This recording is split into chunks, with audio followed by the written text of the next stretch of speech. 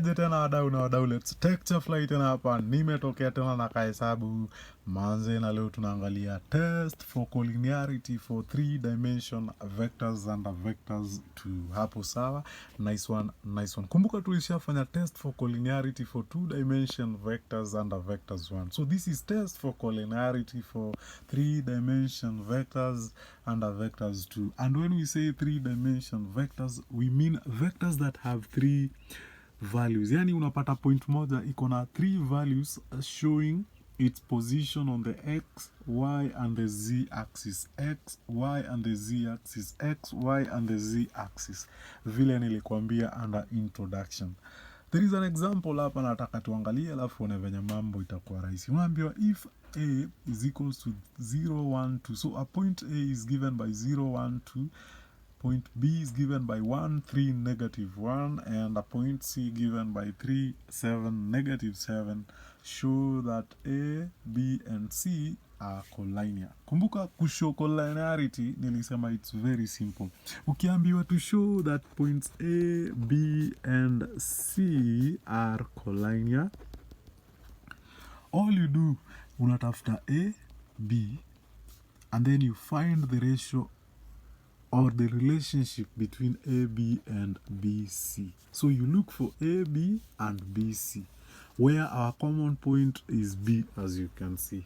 So ukiambiwa hata PQR, you will look for PQ, the relationship between PQ and the relationship between QR. And alafu mambo inakuwa rahisi. So watch and see. So the point A is given by 0, 1, 2. Therefore we know that the vector OA, the position vector OA will be given by 0, 1, 2. Will be given by the column vector 0, 1, 2. So kuandika hii point as a position vector, it will be position vector OA given by 0, 1, 2. Position vector meaning that all vectors inatoka from the origin O. What about the point B? The position vector for point B will be OB given by 1, 3, negative 1. And the position vector of point C will be OC given by 3, 7, negative 7. Hapo sawa? Nice one, nice one. Now, we want to look for AB. To get AB, you know from previous that AB is given by OB minus OA. Therefore, OB is given by 1, 3, negative 1. Minus OA, which is 0, 1, 2. What do you get? Una subtract the corresponding vile ziko. So 1 minus 0.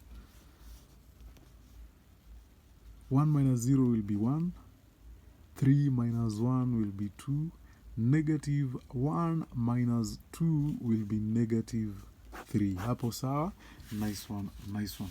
Now, let us look for, that was AB. We said that we are looking for AB, alafu tunatafuta BC, alafu we check the relationship between the two.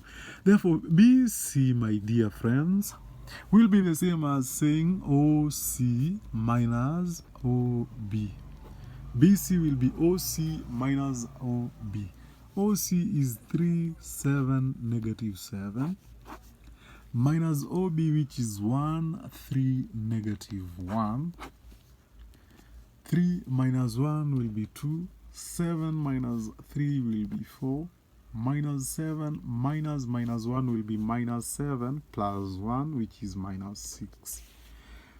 Minus 7 minus 1. Minus 7 minus 1 will be minus 7 plus 1, because minus and minus is positive, which will be negative 6. Hapo sawa?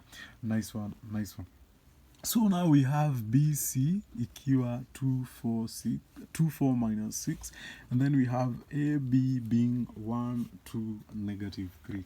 And then manze unajiuliza swali. What is the relationship between these two? As you can see clearly, AB is a half of BC. Or BC is twice of AB. In short, nikimultiply BC by a half. If I multiply BC by a half, check. If I multiply BC by a half times 2 is 1. A half times 4 is 2. A half times minus 6 is minus 3. Therefore, a half times BC will give you AB, which is also the same way as saying BC is equals to 2AB. If I have AB and I want BC, if I multiply AB by 2, I will get BC. Watch and see. Nikichukua AB ni multiply by 2. 2 times 1 is 2. 2 times 2 is 4. 2 times minus 3 is minus 6. Therefore, 2 times AB will give me BC, with point B as the common point. Hence, A, B, and C are collinear. That is how you should always finish your work. So I hope umeelewa manze. It was that simple. Bye bye.